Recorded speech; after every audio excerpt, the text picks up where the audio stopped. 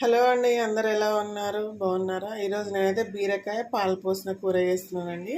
బీరకాయలు కట్ చేసుకోండి, అలాగే పచ్చిమిర్చి ఒక ఉల్లిపాయ కట్ చేసి రెడీగా పెట్టుకోండి. ఇప్పుడైతే ప్రాసెస్కి వెళ్దాము.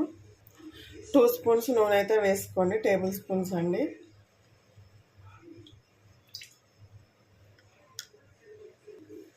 కొద్దిగా ఆవాలు వేసుకోండి,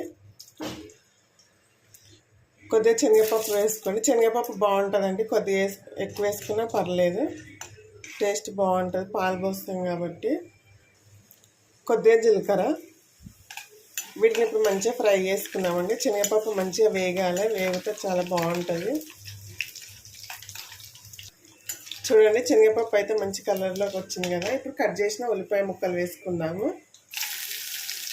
చిన్నగా కట్ చేసి వేసుకోండి. ఇందులోనే కొద్దిగా కరివేపాకు వేసుకోండి.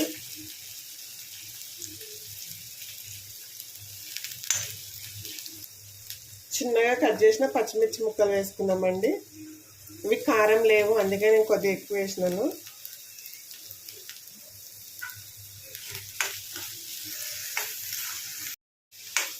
మిర్చి ఉల్లిపాయలు అన్నీ బాగా మంచిగా ఫ్రై కావాలండి.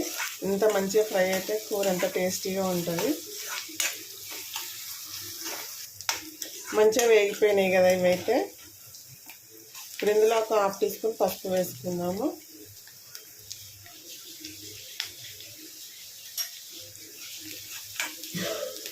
కూర అయితే చాలా బాగుంటుందండి, దేనిలోకైనా, చపాతీకైనా, దోశ గిట్లా బాగుంటుంది తెలుసా. కర్రీ అయితే కట్ చేసిన బీరకాయ ముక్కలు వేసుకున్నాము. ఇప్పుడు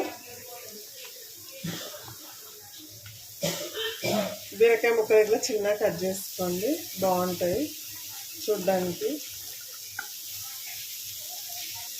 కూరకు సరిపడా సాల్ట్ వేసుకోండి.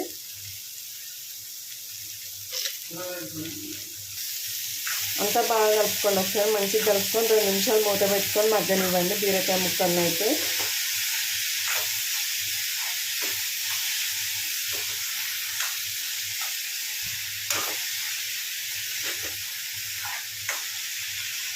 చూడండి, ఇప్పుడు మూత పెట్టుకొని ఒక 2-3 నిమిషాలు మగ్గనిద్దాము.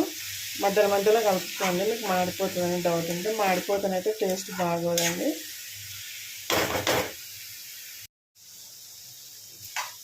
చూడండి, బీరకాయలు అయితే ఇలా మగ్గాలండి. బీరకాయల నుండి వాటర్ వచ్చి మళ్ళీ ఎగిరిపోతాయండి, అంతవరకు మగ్గనివ్వాలి, అప్పుడే బాగుంటుంది కర్రీ అయితే.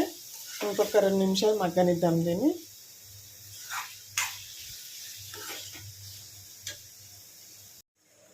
చూడండి, బీరకాయ అయితే మంచిగా మగ్గిపోయిందండి, బాగుంది కదా.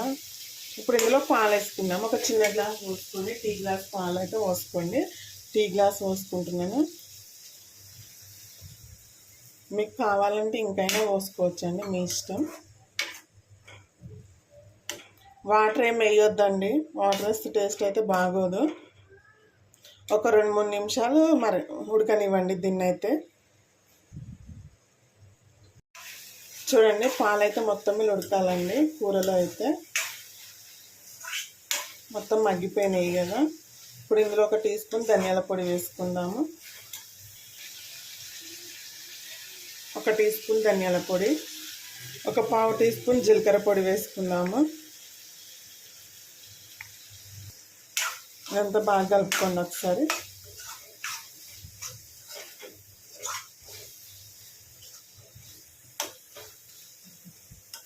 ఓకే అండి, కూర అయితే రెడీ అయిపోయింది. ఫైనల్గా కొద్దిగా కొత్తిమీర వేసేసుకుందాము.